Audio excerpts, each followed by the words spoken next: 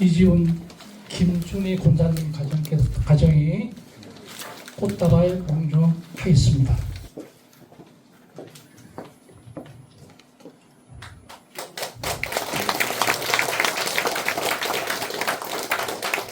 사진 촬영 좀 하겠습니다. 사모님 중앙으로 오시고.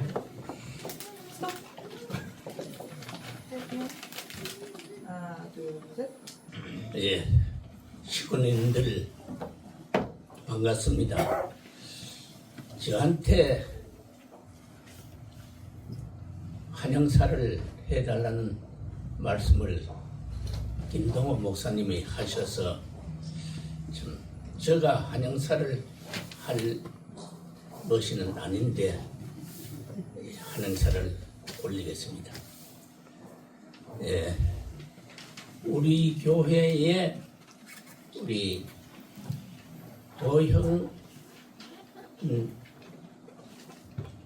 대교회장님이 부임한 것은 우리 교회 식구님들이 큰 영광으로 생각합니다. 그리고 우리 교회가 이제 대교회로 성격이 되었습니다. 이것도 우리 식구님들이 참 피나는 노력으로 성격이 된 거 아닌가 이런 생각을 하고 있습니다. 우리 새로 부임하신 우리 조 대교회장님은 인품으로 보나 경력으로 보나 훌륭하신 분입니다. 앞으로 우리 교회가 발전이 되자면은 우리 식구님들이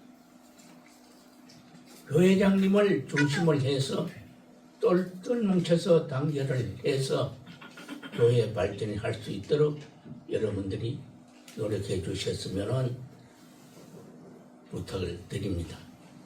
또 어느 교회든지 교회가 발전되자면은 그 교회 목사님의 역할이 상당히 중요하다고 생각합니다. 우리 충주교회는 조형은 대교회장님을 중심해서 나란히 발전될 수 있도록 여러분들이 많은 협조를 부탁드리겠습니다. 그동안 상당히 어려운 교회가 우리 충주교회였습니다. 그동안 김동호 목사님이 오셔서 7년 4개월 동안 아주 참 정지 작업을 잘 해놓고 가셨습니다. 그 토대 위에서 우리 대교회장님이 오셔서 더 발전이 될 수 있도록 간곡히 부탁드립니다. 또 우리 평화제사 협의회도 상당히 지금 안정된 이런 단체입니다. 우리 목사님께서 교회뿐만 아니라 우리 평화제사 협의회에도 많은 관심을 가지시고 잘 이끌어 주시기를 거듭 부탁의 말씀을 올립니다. 예, 간단하게 환영사를 대신하겠습니다. 감사합니다. 이 침식에서 덕담이라고 해보는 것이 오늘이 처음입니다.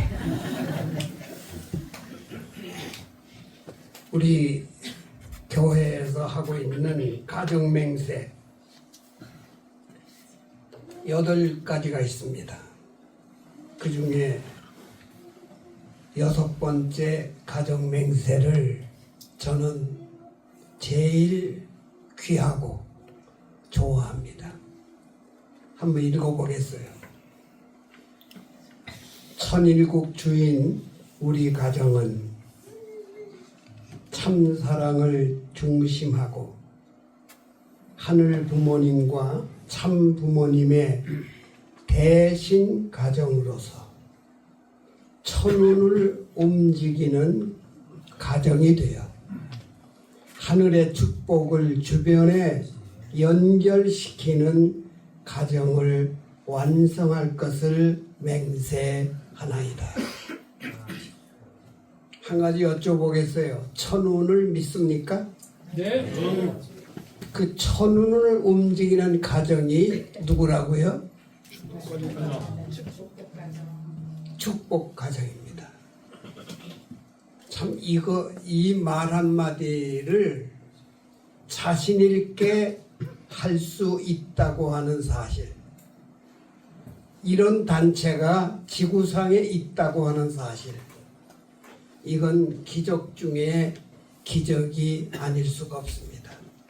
천운을 움직이는 가정, 구군을 움직이는 것도 모자라서 천운을 움직이는 가정.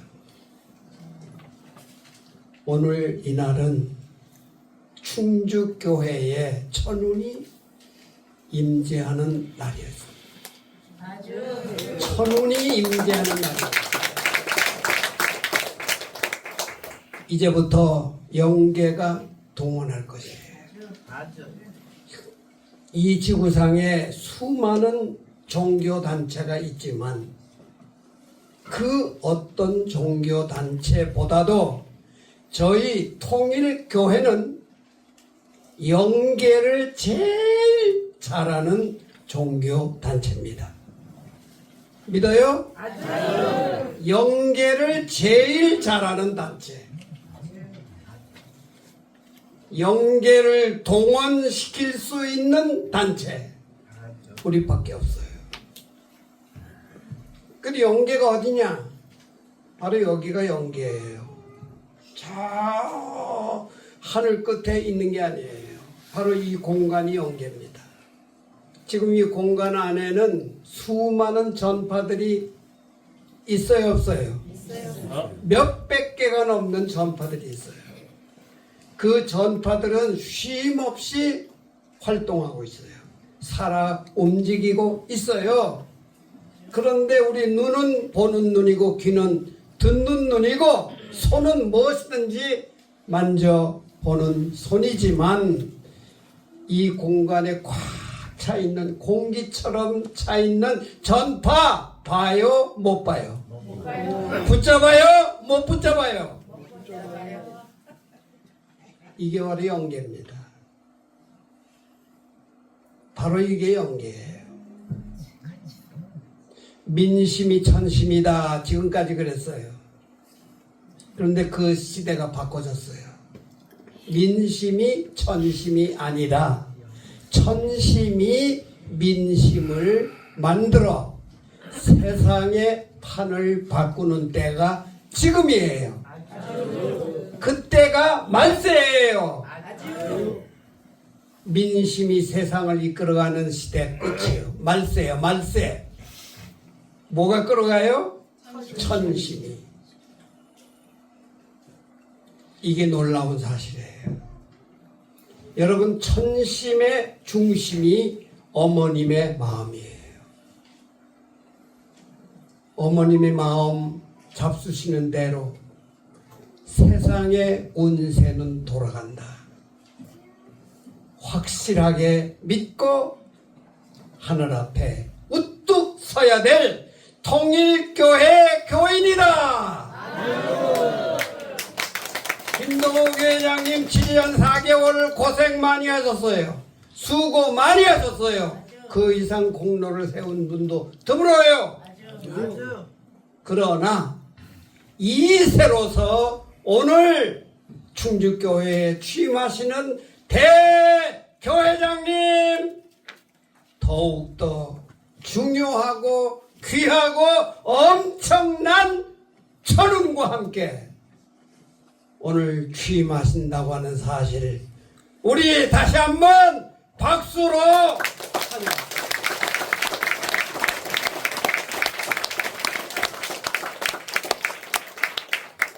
천심과 함께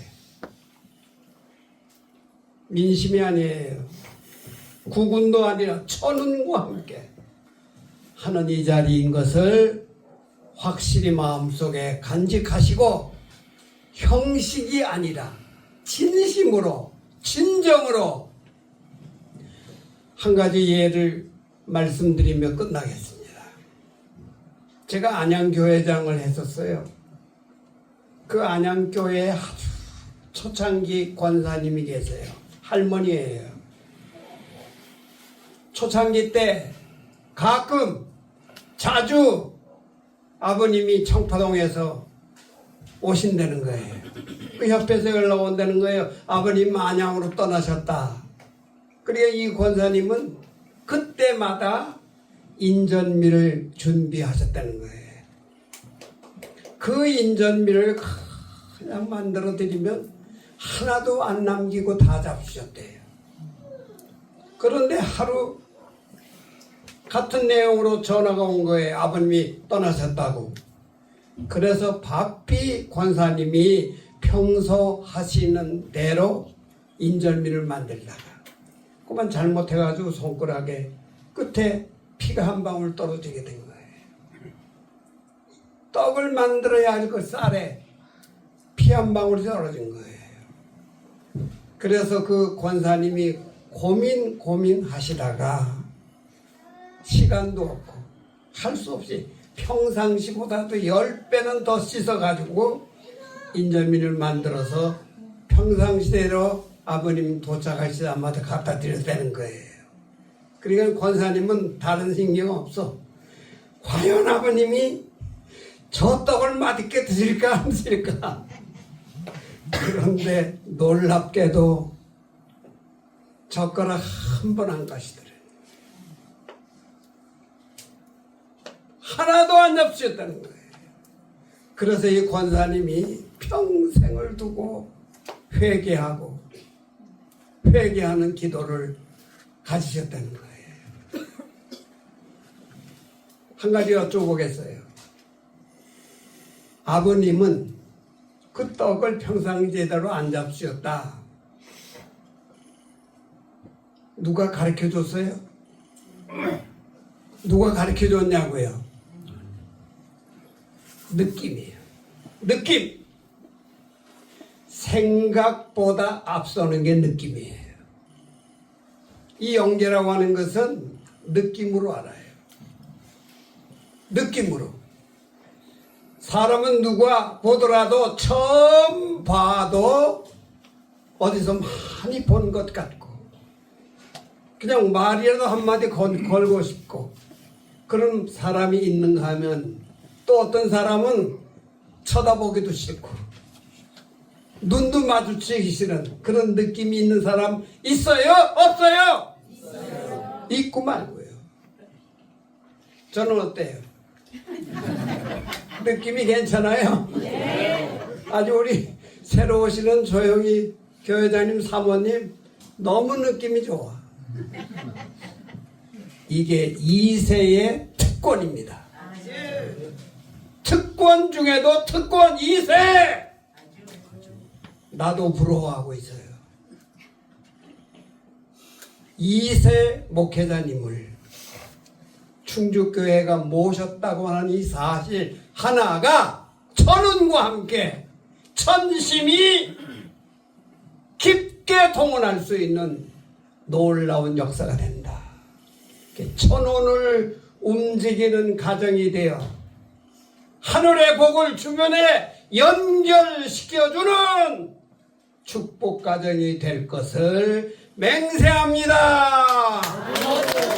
2분 59초 끝!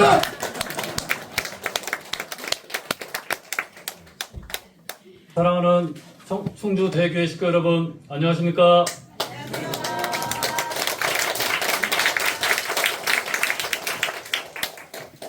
예, 충주 대교회로 우리 충주 가정교회가 승격이 되었고요. 참 어머님의 승리권을 우리가 잘 상속받아서 전임자이신 김동호 목사님께서 정말 수고를 많이 하신 터 위에서 이제 새롭게 우리가 출발하기 위해서 새 출발의 의미를 담아서 오늘 저를 이 자리에 보내주신 것 같습니다.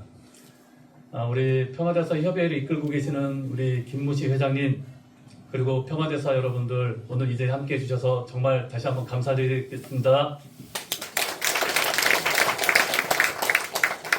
그리고 방금 이 천운을 움직이는 축복 가정으로서 천심이 늘 함께하는 그런 모습으로 거듭나기를 바라시는 귀한 덕담에 말씀을 해주신 제가 원리 강사로도요, 이거는 거짓말 하나 안 보태고 가장 닮고 싶고 존경하는 우리 김준수 원로 목사님께 귀한 말씀을 들었는데요. 사실 제가 더 드릴 말씀은 없을 것 같습니다. 너무 귀한 말씀을 해주셨기 때문에 취임 말씀이라고 제가 전해드릴 내용이 따로 없을 정도로 정말 귀한 말씀을 해주셨는데 오늘 이렇게 귀한 말씀 해주셔서 다시 한번 감사드리겠습니다. 취임이니까 첫 만남이고 또 식구님들께 전해드려야 될 첫 메시지를 어떤 내용을 중심으로 할 것인지에 대해서 고민을 많이 하게 되었습니다. 거창한 내용보다는 제가 2세로서 어떻게 신앙길을 걸어가게 됐고 또 어떻게 공직의 길을 선택을 해서 지금까지 오게 되었는지 저에 대한 어떤 간증이랄까요? 그런 내용으로 오늘 말씀을 좀 대신 전하고자 합니다. 먼저 참 부모님 말씀 먼저 훈독을 좀 해보겠습니다. 1007시대 목회자의 길 500쪽에서 502쪽의 말씀 가운데 한 부분이 되겠습니다. 하나님으로 시작했으니 하나님에게 돌아가야 됩니다. 전부 다 처음으로 돌아가는 것입니다. 알겠어요?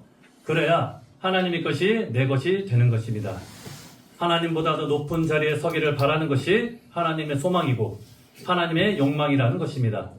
하나님의 자녀이기 때문에 하나님이 창조하신 상대자이기 때문에 전능의 힘을 가지고 있다고요. 하나님과 연결되도록 만들었기 때문에 그러한 힘을 가지고 있다고요. 여러분도 연계에 가면 그런 하나님 같은 일을 할 수 있다고요. 무엇이든지 가능하다고요. 이렇게 되어라. 그러면 그렇게 되는 거예요. 다음은 참 어머니께서 지난 4월 13일 선원궁 천일성전 입궁식 때 주시는 선포문의 내용이 되겠습니다. 우주의 주인 되시는 창조주 하늘 부모님, 오늘 이 한날을 맞기까지 인류의 타락으로 인한 6천년간 참고 기다려 오늘을 맞게 되었습니다. 하늘 부모님 고맙습니다. 감사합니다. 송구합니다. 그러나 이제 당신이 진정한 이 땅의 주인이십니다. 참 부모로 말미암아 많은 축복 가정을 통해서 2세, 3세권, 4대권 퓨어워터들이 당신의 지상 천국의 모습을 만천하에 알리기 위하여 세계로 나가고 있습니다. 하늘 부모님, 오늘부터 마음껏 자녀들을 품고 사랑하여 주시옵소서. 이제 이 세계는 당신의 주관하에 하나하나 정리되며 참사랑으로 하늘 부모님을 모신 인류 한 가족의 세계가 반드시 펼쳐질 것입니다. 홀리마드한 이름으로 하늘문, 천일국의 천국문이 활짝 열렸음을 만천하에 선포하노라. 참 부모님 주신 말씀을 중심으로 해서 아까 제가 서두에 말씀드렸던 제 소개와 더불어서 제 간증을 오늘의 취임 말씀으로 대신해 보고자 합니다. 저는 소개받은 바대로 2세로서 태어났습니다. 부모님께서 37가정 축복을 받으셨고요. 저는 이남 1녀 가운데 첫째 장남으로 태어났습니다. 저는 그렇고요. 우리 애견마는 이 청주가 고향입니다. 우리 장인어른 장모님도 같이 오셨는데요. 청주 토박이고 충청도 토박이 되겠습니다. 그렇게 태어났고요. 2세로서. 그리고 97년 4천만산 축복식 때 저희는 2세 400가정 축복을 받고 저희는 아들만 넷입니다. 잠깐 일어나 볼래? 둘째는 바빠가지고 오늘 일정이 있어서 못 왔는데요. 첫째하고 셋째고요. 막내는 교회에서 돌아다니는 걸 좋아해가지고 열심히 지금 뒤에 돌아다니고 있습니다. 첫째는 여기 교통대학교 대학교 1학년 이제 입학했고요. 둘째는 고등학교 1학년, 셋째는 중학교 1학년, 막내는 초등학교 1학년. 일이 4개입니다. 일이 4개. 입학식만 4번 했습니다. 저는 선문대학교 신학대학을 졸업을 했고요. 또 목회학 석사 과정을 수료를 했습니다. 공직은 카프 학사장으로 2003년도부터 시작을 했습니다. 그래서 춘천에서 또 수원에 있는 아주대학사장, 또 이 충청도 충북과 처음 인연을 맺은 것은 2008년도 충북대 교회장으로서 처음 인연을 맺고요. 그렇게 약 1년 동안 있다가 교구 선임장으로 2009년부터 13년도 기원전까지 여기서 심호를 하게 되었습니다. 아마 저를 처음 보시지는 않으신 우리 식구님들도 많이 계실 거예요. 교구 행사나 이럴 때 아마 저를 많이 보신 분들도 계실 것입니다. 그리고 이후에 또 강원학군장, 충청학군장을 더불어서 이렇게 카프 공직도 했었고요. 가정연합 공직은 서울 북부교구 사무국장 겸 노원교회 부교회장으로 시작을 했고, 그 다음에 2018년도 지구체제가 출발하면서 저는 3지구 본부의 전도국과 교회성장국 부장으로 또 심호를 했었습니다. 그러다가 2023년도 또 조직이 개편되면서 청주교회장으로 약 2년가량 심호를 하다가 이번에 충주대교회장 겸 충북교구 부교구장으로 이제 발령을 받게 되었습니다.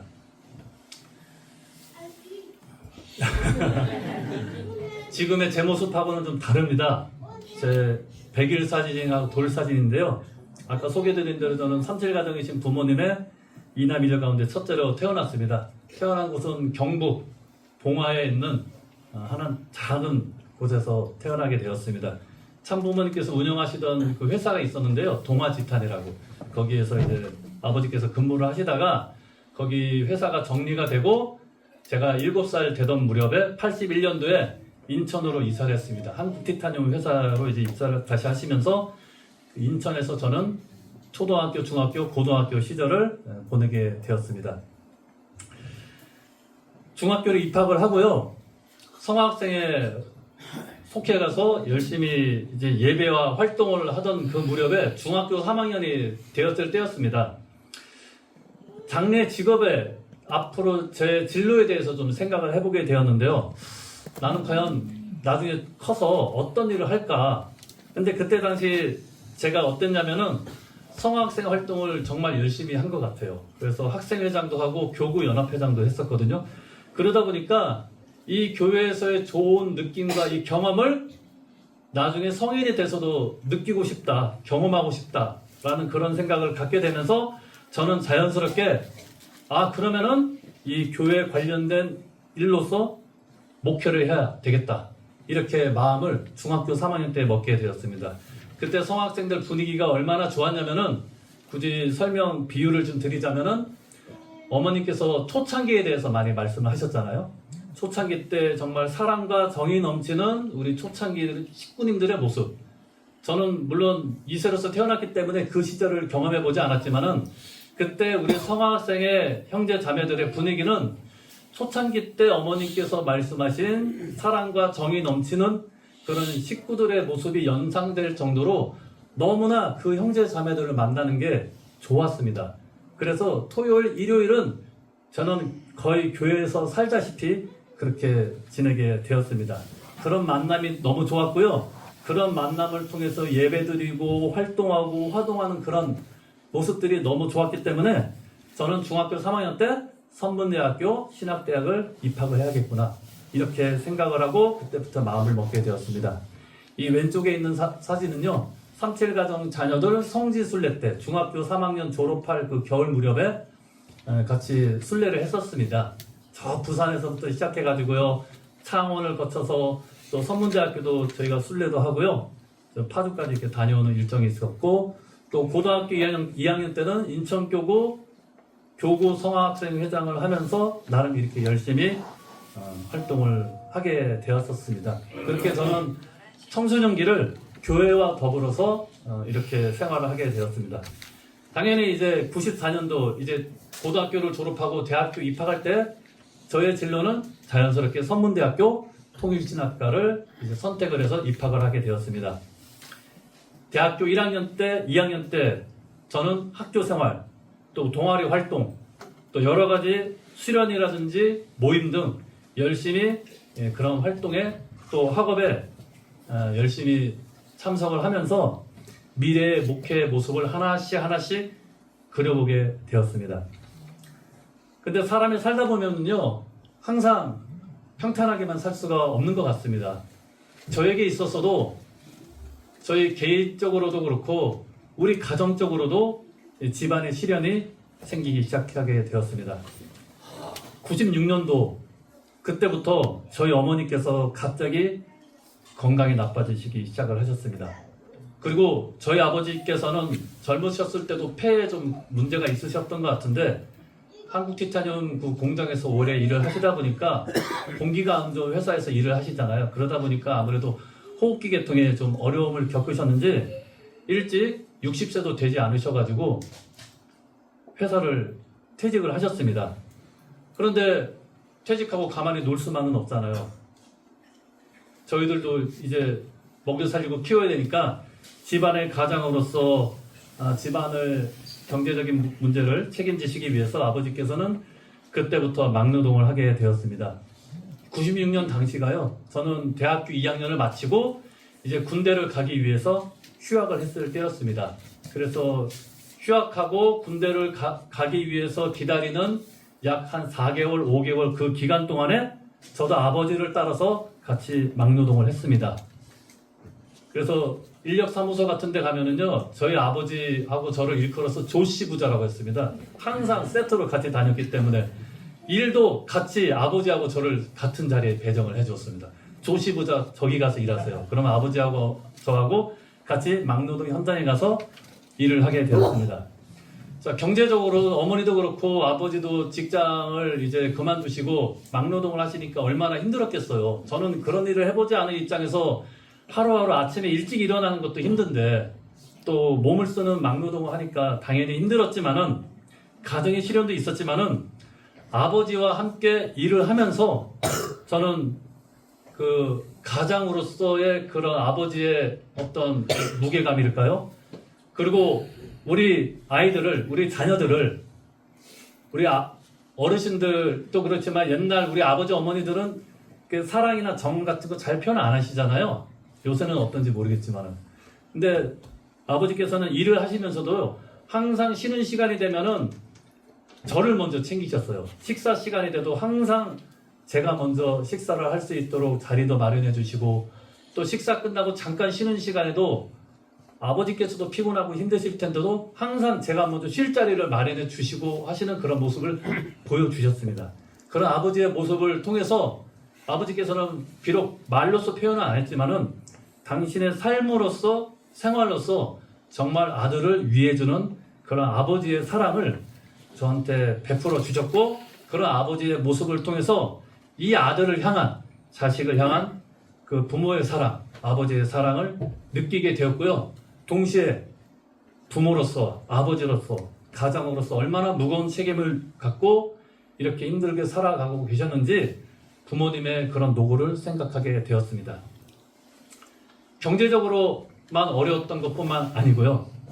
솔직히 고백하건대 저는 축복이 2번이나 안 됐었습니다. 축복이 2번이나 안 되다 보니까요.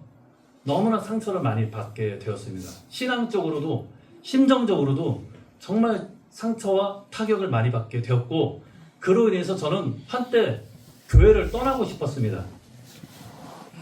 저한테 하나 도움되지 않고 나에게 상처 주는 교회에 뭐가 미련이 있겠어요. 떠나고 싶은 마음이 간절했습니다. 근데 차마 그런 아버지, 어머니의 모습을 뵙게 되니까 떠나지는 못하겠더라고요. 그래서 어떻게 했냐면요. 제가 인천에 이제 있었기 때문에 인하대 학사에서 이제 예배를 드릴 때 일요일날 예배 시간 되면은 아버지 어머니 이제 교회 다녀오겠습니다 하고 교회 가는 척하고 교회는 안 가고 동네 오락실에서 오락을 열심히 했습니다. 그리고 예배가 끝나는 시간에 맞춰서 예배를 마치고 돌아온 것처럼 집에 돌아왔습니다.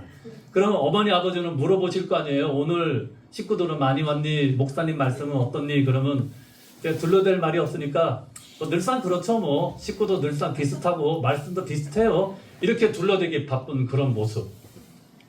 부모님께 죄송했지만 솔직히 교회 가고 싶은 마음이 전혀 없었어요.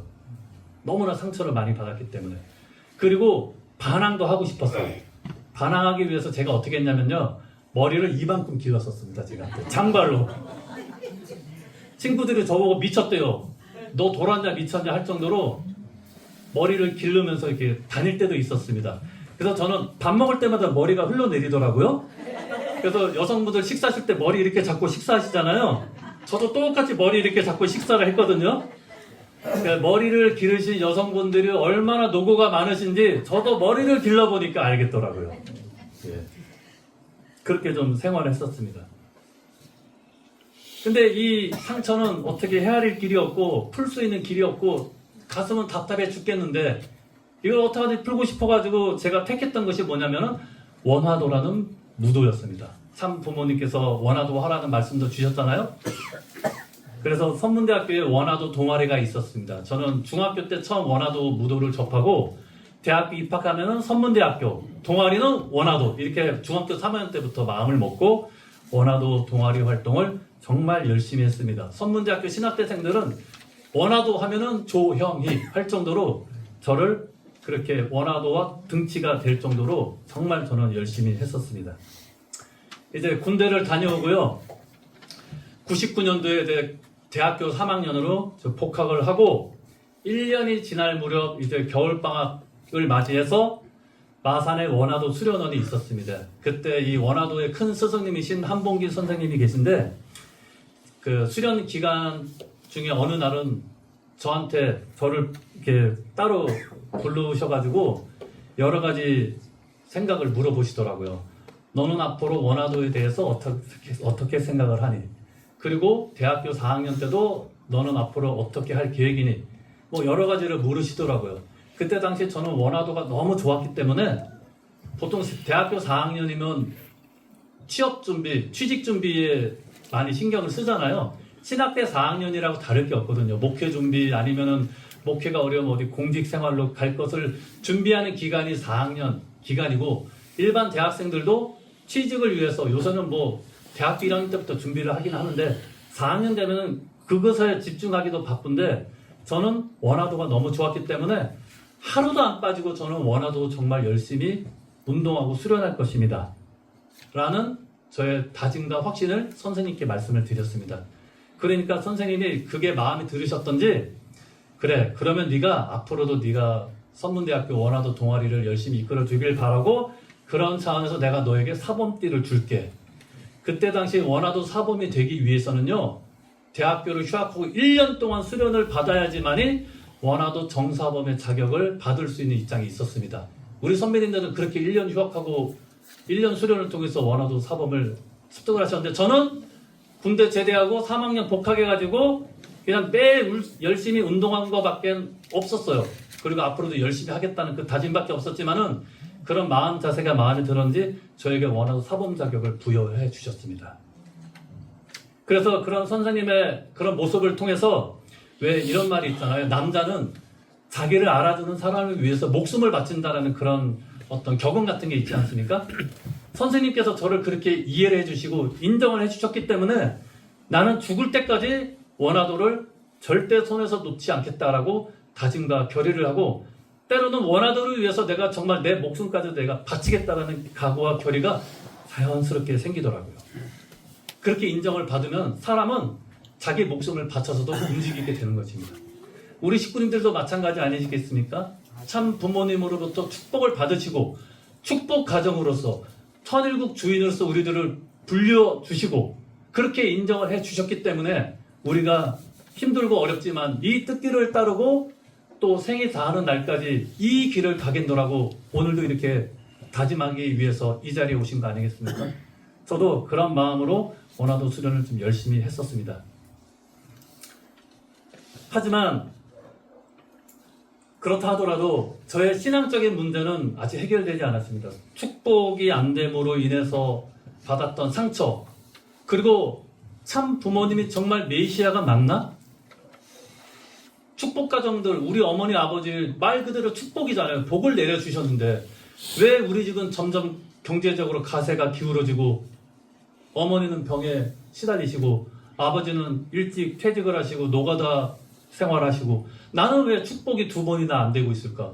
성학생 활동, 선문대학교 신학대를 열심히 나는 했는데 나 아무리 생각해도 난 잘못한 게 없다고 생각이 됐거든요. 그런데 왜 나와 우리 가정에게 이런 시련이 오는 것인지 그 이유를 찾고 싶었습니다. 그리고 그런 축복을 해주신 참 부모님은 정말 메시아가 맞는지도 의구심이 들어서 그것이 맞는지 찾고 싶은 그런 마음이 많았습니다. 그런 가운데서 우리 가정을 놓고 보면 정말 비참하게 하루하루를 살았어요. 그래도 제가 어렸을 때는요 상가 2층 집의 주인이었거든요, 우리 아버지가. 그런데 점점 가세가 기울어지면서 20평, 10평, 나중엔 골방 같은, 저는 이렇게 표현했고요. 동굴 같은 집이라고. 겨울에요, 보일러가 작동을 해도 따뜻하지 않아가지고 겨울에 보일러를 틀질 않았어요. 바깥에보다 집 안이 더 춥더라고요.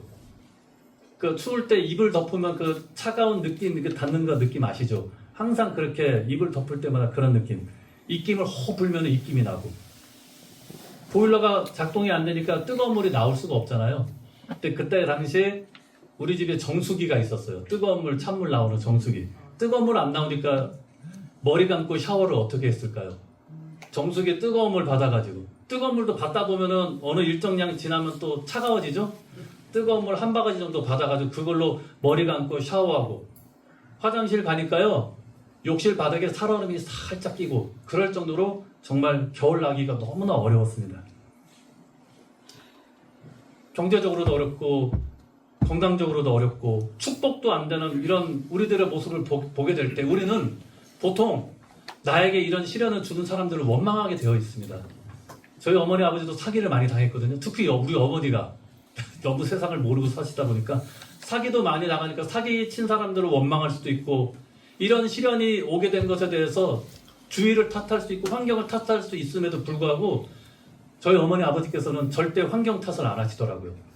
다 내가 못나고 부족해서, 또 조상님에 대한 이야기를 그때부터도 하시더라고요. 우리가 조상님의 잘못을 대신 탕감하기 위해서 이러한 고난과 고통을 겪는 것으로 알고 우리가 이 시련을 이겨야 된다. 그러면서 늘 기도드리고 정성 들이시는 부모님의 모습을 보게 되었습니다. 98년도 겨울에 브라질 자레딘 40일 수련을 갔다 오시고요. 아버지께서는 99년도부터 2022년 돌아가시기 전까지 매일 밤 12시에 기도 정성을 들이셨습니다. 하늘의 뜻을 위해서, 또 저를 비롯해서 우리 자녀들과 일가 친척을 위해서 생이 다하는 날까지 기도 정성을 들이셨고요. 또 40일 금식을 3번을 하셨더라고요. 한국 티타늄 회사를 다니시면서 20일을 금식을 하시더라고요. 금식이 얼마나 힘들지 어렸을 때는 몰랐습니다. 근데 저도 축복 받으려고 7일 금식을 해봤거든요. 얼마나 힘들던지 7일째 되는 날은 힘이 없어가지고 허리가 이게 힘이 안 생기더라고요. 허리가 굽어지더라고요. 배에 힘이 안 들어가니까. 7일만 금식해도 힘든데 아버지는 회사를 다니시면서 20일을 금식을 하고, 또 자레진 수련을 다녀오시고 나서 뜻을 위해서, 참 부모님을 위해서, 또 회사를 위해서 40일 금식을 1년 사이에 2번을 하셨더라고요.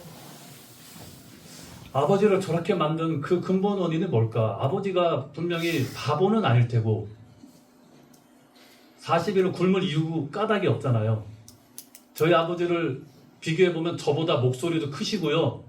노래도 정말 잘하시고 힘도 세시고 노가다 일하시는 거 보면 정말 세상 사람들이 좋아할 정도로 내일처럼 열심히 성실히 일하시는 아버지의 모습 보게 될 때, 저보다 못난 구석이 하나도 없는 아버지가 왜 고생을 자체해서 이러한 어려운 생활을 하시게 될까? 저렇게 아버지를 만든 원인은 어디에 있을까? 따지고 올라 들어가니까요, 참부모님이시더라고요. 참부모님의 축복을 받아서 아버지가 금식을 하는 것도 신앙을 하는 것도 참부모님 때문이기 때문에, 그렇다면 참부모님을 내가 제대로 알고 우리 교회에 대해서 비판을 하더라도 제대로 알아보고 내가 비판을 해야겠구나. 그러면서 내가 이렇게 축복 때문에 가슴 아파하고, 또 우리 아버지 어머니는 말씀은 안 하시지만 얼마나 자식을 바라볼 때 가슴이 아프셨겠어요. 그럼에도 아버지가 못나서 네가 이런 고통을 겪는구나라고 오히려 저한테 사과하시는 아버지의 모습을 바라보게 될 때도 제가 가슴이 찢어지고 아팠을 텐데, 축복을 시켜주는 그 축복 가정의 2세가 축복이 되지 않아서 가슴 아파하고 힘들어하는 모습을 참 부모님을 바라보시게 될 때 그 고통은 나보다 더 클 것이고 우리 어머니 아버지보다 더 크지 않을까? 라는 생각을 저도 모르게 하게 되더라고요. 제 개인적인 마음을 넘어서서 이 본심의 지향성을 따라서 가니 우리 원로 목사님께서 말씀하신 그 천심을 생각을 하게 되었습니다. 저도 모르게. 그러면서 내가 여기서 포기하게 되면은, 저거는 어떻게 보면 1세 부모님의 결실체로서 태어난 2세잖아요? 근데 2세가 제대로 그 결실을 맺지 못하면 어머니 아버지께서 이렇게 40일 동안 금식하시고 매일 밤 12시마다 기도 정성 드리는 모든 내용이 결국은 다 헛되게 사라질 수 있겠구나. 어머니 아버지 저 고생이 헛되지 않게 하기 위해서라도 내가 정신 차리고 똑바로 생활을 해야 되겠구나라는 어떤 새로운 결심과 각오가 생기게 되었습니다. 그런 깨달음을 얻으면서 저는 생각을 바꾸게 되었습니다. 끝까지 포기하지 말고 아버지 어머니가 이 길을 걸어가시는 것처럼 나에게 어떤 시험과 시련이 닥친다 하더라도 그것에 굴하지 않고 나도 그것을 이겨내겠다는 그런 각오와 다짐과 맹세를 하늘 부모님과 참 부모님께 하게 되었습니다. 축복이 2번이 안 됐는데 보통 트라우마가 생기잖아요. 우리 2세들 그러면은 축복받기 싫고 교회 나가기 싫고 누구 뭐 만나라기도 만나기도 싫고. 근데 제가 생각을 바꾸니까요. 축복 안 되면 될 때까지 받겠다. 내가 2번째 안 됐는데 3번째 안 되면 나는 4번째 가겠다. 4번째도 안 되면 나는 5번째 가겠다. 하여간 안 되면 될 때까지 나는 축복 받겠다. 사탄이 너 나 시험하고 싶으면 얼마든지 시험해. 그 다음부터 시험이 없더라고요. 그러면서 만난 사람이 누구냐? 우리 애기 엄마예요. 애기 엄마 학사장님, 동료 학사장님 소개받고요. 일사천리로 만난 지 6개월 만에 축복을 이렇게 받게 되었습니다. 그리고 아들이 4명이나 태어나게 되었고요. 네, 그런 마음을 갖고 저는 애초에 중학교 때 마음 먹은 대로 공직 생활을 다시금 새로운 마음과 결의로 출발할 수 있게 되었습니다. 가정연합 공직과 카프 공직, 그 다음에 섭리기관 공직 셋 중에 하나의 진로를 선택하게 되어 있었습니다. 그때 당시 카프 공직은 가정연합도 물론 어려웠지만은요, 카프 공직은 다들 꺼려하고 안 가던 그런 상황이었거든요. 왜냐면 학생들밖에 없으니까 경제적으로 너무나 어려울 수밖에 없잖아요. 근데 저는 2세 교육에 관심이 많았고 또 제가 2세다 보니까 앞으로 미래 세대들을 내가 한번 잘 교육해서 이 친구들이 하늘 부모님과 참 부모님께서 바라시는 모습으로 만들고 싶다라는 생각으로 그 누구도 가지 않으려고 했던 카프 원리연구의 공직을 저는 스스로 자청을 했습니다. 그러니까 카프 회장님께서 1년 동안 만물벗기 훈련하라고 그때 당시 STF가 되게 활성화가 돼 있었잖아요. 2003년도, 2년도. 그래서 STF 만물벗기 훈련하는 그 단원들과 함께 펴라반 생활을 하게 되었습니다. 자, 식구님들께서는 천국 생활이 어떤 거라고 생각하십니까? 혹시 천국 생활에 대한 경험을 맛보신 적이 있나요? 저는요, 만물벗기 캐러반 생활하면서요, 천국 생활을 경험을 하게 되었습니다. 천국이 어디 저기 멀리 있는 게 아니더라고요. 캐러반이니까 승합차, 봉고차 시트를 다 뜯어내고 이게 바닥을 깔아서 거기서 먹고 자고 생활하면서 양말 팔고 이렇게 만물벗기 했거든요. 천국 생활이 뭐냐면요, 거기는 남자 단원만 6명, 7명. 여기 사진 보시면 알겠지만 다 우리 단원들이에요. 서울 여기 고속도로 터미널 그 앞에서 찍은 건데 이 옆에는 차가 있고요. 승합차.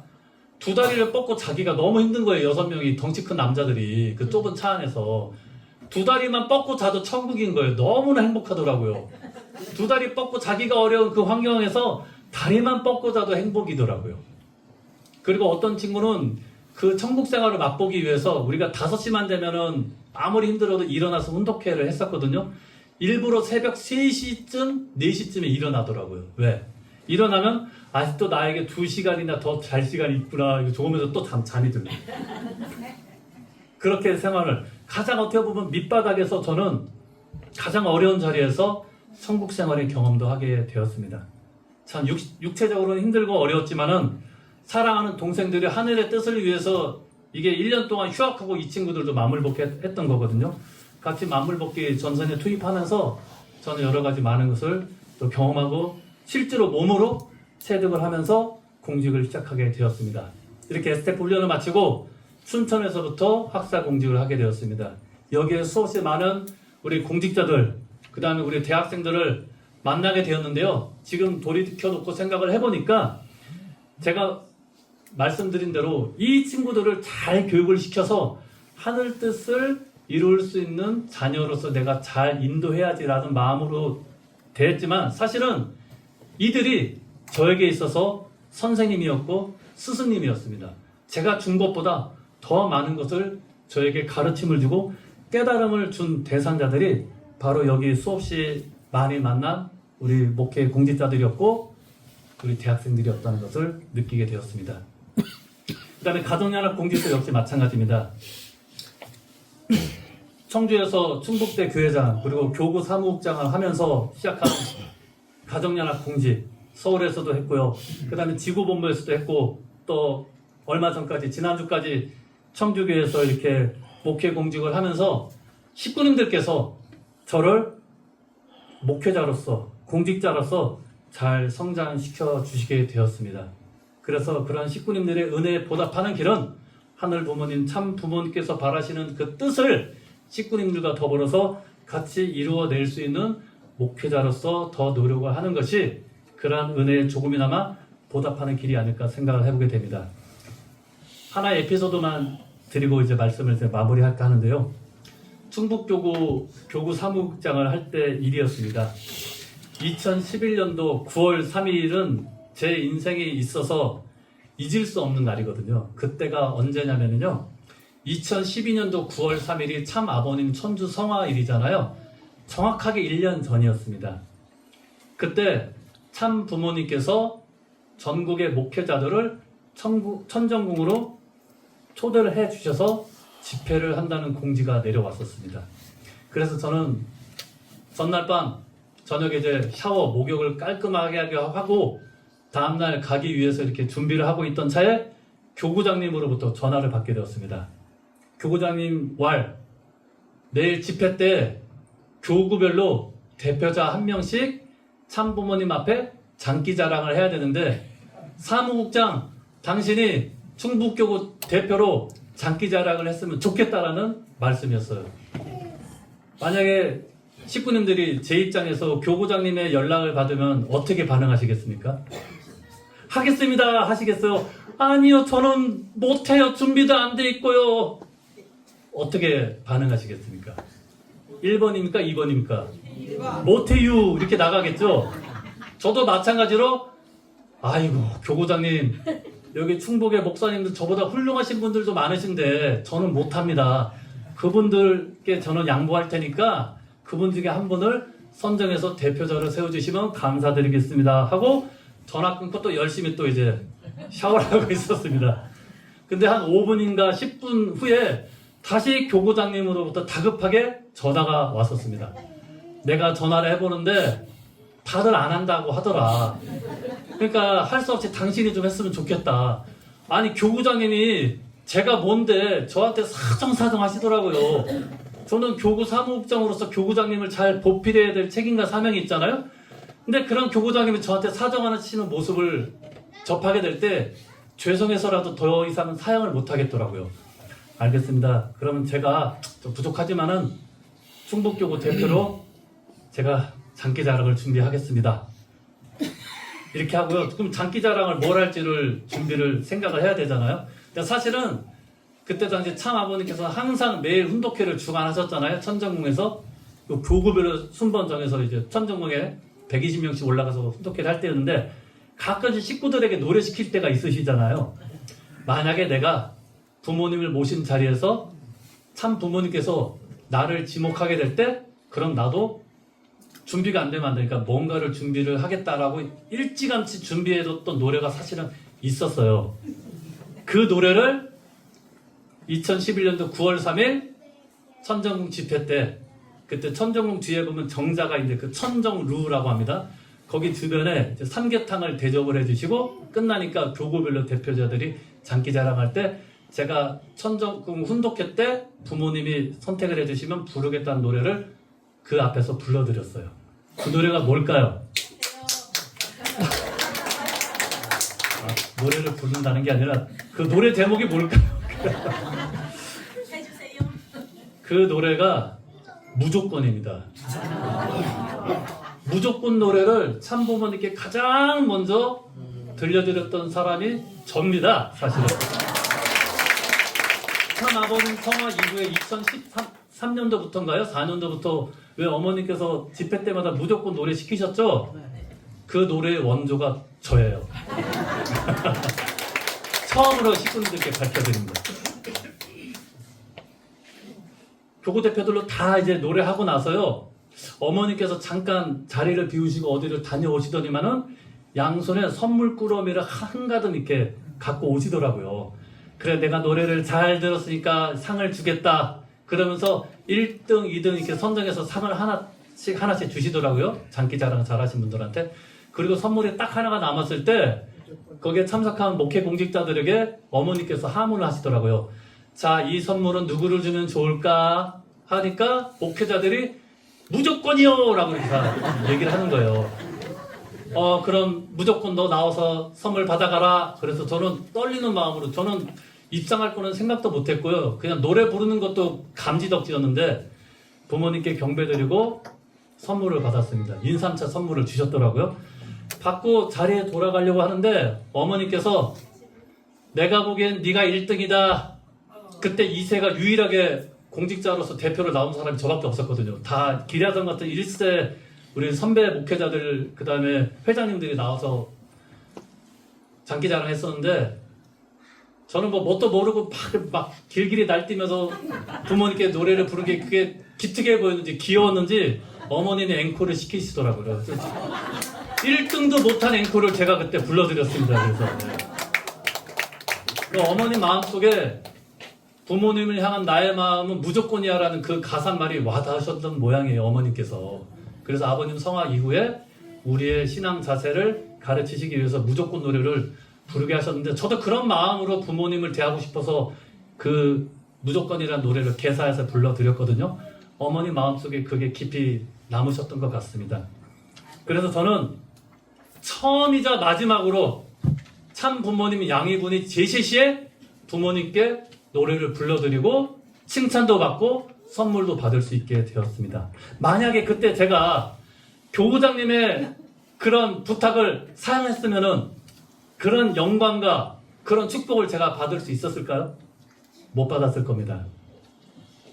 그래서요, 성경에 이런 말씀 있잖아요. 순종이 뭐보다 낫다고요? 순종이 제사보다 낫다. 순종하는 마음으로 가인된 입장에서 아벨의 그 말씀을 잘 따르고 받들려고 하니까 큰 복이 내린 것을 접하게 될 때 부모님께서 우리들에게 내려주신 여러 가지 사명과 책임에 대해서도 인간적으로는 우리가 때로는 좀 버거울 때도 있고 부담될 때도 있고 너무나 힘들 때가 있잖아요. 뜻길 따라하다 보면 그런 느낌, 그런 생각 드실 때가 많으시죠?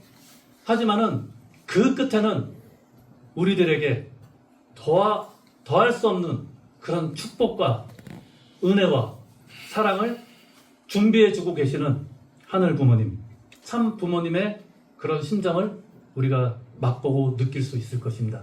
저는 아주 작은 하나의 작은 경험에 불과했지만은요, 그 작은 경험을 통해서 많은 깨달음을 얻게 되었습니다. 그래서 공직의 길도 그런 마음으로 제가 공직의 길을 물론 선택한 것도 있지만 저라고 왜 힘들지 않겠어요. 힘들 때마다 이때 어머님께 부모님께 무조건 노래를 불러드리면서 받았던 은혜를 항상 잊지 않으려고 노력을 했고요. 우리 식구님들도 비록 상황은 다를지라도 우리가 이 뜻길을 따라가는 데 있어서도 부모님의 말씀에 절대 순종하고 복종하는 마음으로 나아가게 된다면은 우리 원로 목사님께서 말씀하신 이 천운을 우리가 움직일 수 있는 축복 가정이 되고 천신과 하나가 되어서 이 세상을 변화시킬 수 있는 주역들로서 우리들을 축복해 주시는 참 부모님이 기다리고 계신다는 것을 우리는 잊지 말고 살아갈 수 있는 모습이 되어야 되겠습니다. 그래서 제 인생을 놓고 보더라도 저 만으로 아직 50도 안 됐습니다. 40대인데도 불구하고 이런 깨달음을 얻게 된 것은 그래도 포기하지 않고 이 길을 따라가니까 제가 생각한 거, 상상한 거 그 이상으로 많은 깨달음을 주시고 또 많은 축복을 주시고 아들이 4명 나올 줄 누가 알았겠냐고요. 제가요, 그 사주팔자를 잘 보시는 어떤 분이 제 사주팔자를 보시니까 저는 여자가 없는 사주팔자를 타고났대요. 애기 엄마 사주팔자를 보니까 애기 엄마는 남자가 없는 사주팔자를 타고났대요. 그러니까 이 축복이 얼마나 놀랍습니까? 이 남자가 없고 여자가 없는 두 남녀가 만나가지고 축복을 받아버리니 상상치도 못하는 이 자녀의 축복을 주셨습니다. 다만 딸이 없어서 그거는 좀 아쉬운데요. 예, 우리 큰애가 이제 축복 정령기에 들어갔으니까 잘 보시고요. 머리는 좀 빡빡 깎았지만은 건실한 청년입니다. 축복 정령기에 자제분 중에 딸을 두신 우리 식구님은 우리 큰아들 잘 보시고요. 사익감으로 괜찮다 싶으면은 저한테 한번 연락을 주시면은 같이 한번 기도 정서 드리면서 한번 이야기 나눴으면 좋겠다 생각이 되어집니다. 예, 오늘의 이 저의 간증의 결론을 부모님의 말씀과 더불어서 이 천국시대 뜻길 말씀을 한번 생각해 보면서 다시 한번 되새겨 보면 좋겠습니다. 어떻게 순금과 가짜의 금을 감정하느냐? 용광을 집어 넣어서 녹여보면 알 수 있다. 사람의 본질도 피땀을 흘려보아야 아는 것이다. 오늘의 시련과 고통으로만 끝나는 것이 아니라 미래의 터전을 개척하는 데 없어서는 안 될 중요한 요소인 것을 알게 된다면 누구든지 현실의 생활에서 낭망하지 않을 것이요 절망이나 자포자기도 있을 수 없을 것이다.